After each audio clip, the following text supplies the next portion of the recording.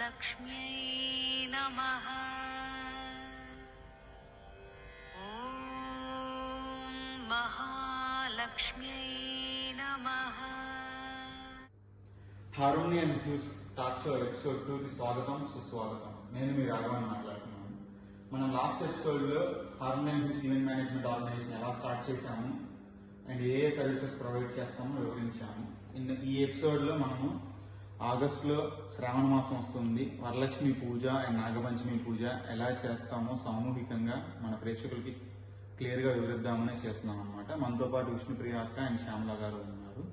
విష్ణుప్రియ అక్క అండ్ శ్రావణ మాసంలో వరలక్ష్మి పూజ విశిష్టత ఏమిటి మన ప్రేక్షకులకు ఒకసారి మీరు వివరించగలరు? తప్పకుండా చేస్తాను. ప్రేక్షకులందరికీ కూడా సుమాంజలి అండి. ఈ వరలక్ష్మి పూజ ఎలా మొదలైంది అనడానికి స్కాంద పురాణంలో దీని ప్రస్తావన జరిగిందండి.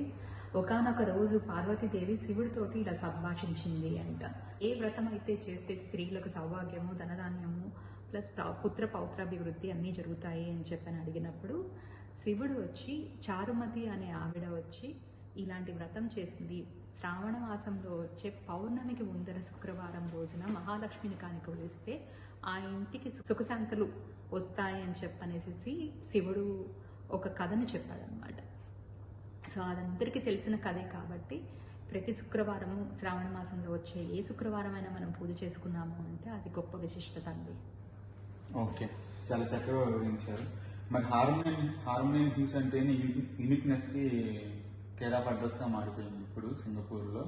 అండ్ మనం ఈసారి మరి మన యూనిక్నెస్ గా ఏం చేస్తాము ఒకసారి మన ప్రేక్షకులు? చాలా విషయాలు ఉన్నాయండి. మొట్టమొదటి విషయం ఏంటి అంటే మనం అష్టలక్ష్మిని ఈసారి ప్రత్యేకంగా తయారు చేయించి తీసుకొని వస్తున్నాము.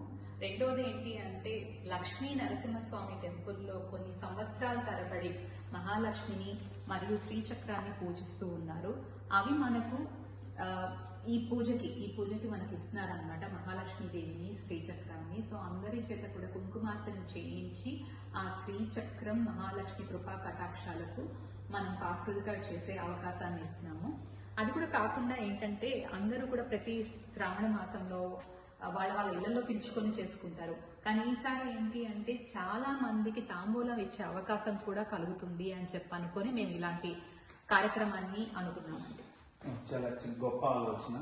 అండ్ నాగపంచమి పూజ గురించి మనం ఎలా చేస్తున్నామో ఒకసారి మన ప్రేక్షకులు వివరిస్తారా శ్యామల గారు?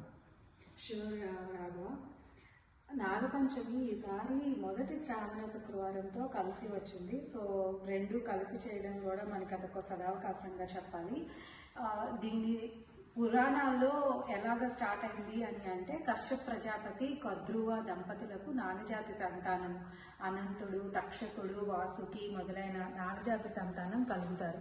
వారు పుట్టుకతోనే విషపూరితంగా పుడతారు కాబట్టి కనిపించిన వారందరినీ కాటు వేసి అలాగా జన నష్టాన్ని కలిగిస్తూ ఉంటారనమాట. అప్పుడు దేవతలు బ్రహ్మదేవుడి దగ్గరికి వెళ్ళి మొరపెట్టుకుంటారు, ఇలా అయితే ఎలాగ స్వామి అని అంటే అప్పుడు బ్రహ్మదేవుడు కోపగించి తల్లి కోపానికి పాత్రులయ్యి మీ నాగజాతి నశిస్తుంది అని చెప్పి శపిస్తారు. అప్పుడు వాసుకి తన నాగజాతితో కలిసి ఇలాగ విధాత దగ్గరికి వెళ్ళి మొరపెట్టుకుంటారు, అదేంటి స్వామి మీరే కదా మమ్మల్ని సృష్టించింది, మీరే ఇలాగ మమ్మల్ని సృష్టించి ఇలానే మీరు మాకు శిక్షిస్తే ఎట్లాగా అని అంటే అది కరెక్టే, కాకపోతే విషపూరితంగా పుట్టినంత మాత్రాన మీరు కనిపించిన వాళ్ళందరినీ అలాగ కాటు వేయడం మంచిది కాదు. అంటే అకారణంగా మనము ఏ జీవిని కూడా శిక్షించకూడదు. అది మన హిందూ సాంప్రదాయంలో మొదటిది అన్నమాట. So we don't harm anyone అలాగా అని చెబితే అప్పుడు బ్రహ్మదేవుడు కొద్దిగా సంతోషించి సరే ఇక నుంచి ఎవరి స్థానాల్ని వాళ్ళు గౌరవంగా ఎవరి స్థానాల్లో వాళ్ళు నివసిస్తూ ఉంటే ఈ ప్రాబ్లమ్స్ అనేవి రావు అని చెప్పి దేవతలు దేవలోకం, మానవులు భూలోకంలో, నాగజాతి అనే జాతి వారందరూ కూడా పాతాళ లోకంలో నివసించేటట్టుగా వన్స్ కైండ్ ఆఫ్ అగ్రిమెంట్స్ లాగా ఉంటదన్నమాట. సో అప్పటి నుంచి నాగజాతి వారందరూ కూడా ఎవరిని హింసించకుండా ఇలాగా అనవసరంగా కాటు వేయకుండా నాగలోకంలో పాతాళలోకంలో నివసిస్తూ వస్తారనమాట. దానికి సంతసించి దేవతలు, మానవులు కృతజ్ఞతగా నాగులు ఏ రోజైతే పుట్టాయో ఆ రోజు నాగపంచమి పూజ చేయడం మొదలైందన్నమాట. చాలా చక్కగా వివరించారు శ్యామల గారు. మరి మన నాగపంచమి పూజలో యూనిక్ గా ఏం చేస్తున్నాము? సో ఈ ఇందాక విష్ణు గారు చెప్పినట్టుగా లక్ష్మీ నరసింహ స్వామి టెంపుల్ నుంచే మనము అనంత పద్మనాభ స్వామి ఆదిశేషుడిపై పవలించి ఉన్న ఆ మూర్తిని తీసుకొని వచ్చి మన భక్తులందరి చేత పాలాభిషేకం చేసే ఏర్పాట్లు చేస్తున్నాం రాఘవ. అలానే నాగపంచమి కానీ ఏదైనా నాగులకు సంబంధించిన పండగ రోజు మనము ఏమీ తరగకుండా చేసే పదార్థాలతో భుజించడము ఆనవాయితీగా వస్తుంది. సో ఈసారి మనము అంతే నిష్టగా పూజ చేస్తున్నాం కాబట్టి అలానే మనం ప్రసాదాల్ని తయారు చేయించి భక్తులందరికీ ఏర్పాటు చేస్తున్నాం రాఘవ. చాలా చక్కగా వివరించారు శ్యామల గారు. అండ్ ఈ సందర్భంగా నేను కూడా ఒకటి చెప్దాం అనుకుంటున్నాను. జనరల్ గా నాగపంచమి పూజ అండ్ వరలక్ష్మి పూజ అంటే ఓన్లీ లేడీస్ పూజ అని అనుకుంటారు చాలా మంది. కానీ శాస్త్రాలు ఎక్కడ అట్లా చెప్పలేదు. నేను కూడా చాలా మందిని కనుక్కున్నాను పూజారులు కానీ అట్లాగా. అండ్ ఇది అందరూ ఫ్యామిలీ అందరూ కలిసి భార్యాభర్తలు ఇద్దరు కలిసి చేసుకునే పూజ.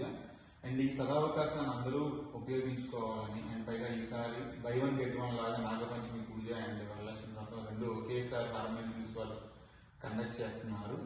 అండ్ అందులోనూ ఆగస్ట్ 9 పబ్లిక్ హాలిడే రావడం వల్ల అందరూ కలిసి ఈ అవకాశాన్ని వినియోగించుకుని పూజలో పాల్గొనవలసిందిగా కోరుకుంటున్నాను. महालक्ष्म्यै नमः। ॐ महालक्ष्म्यै नमः।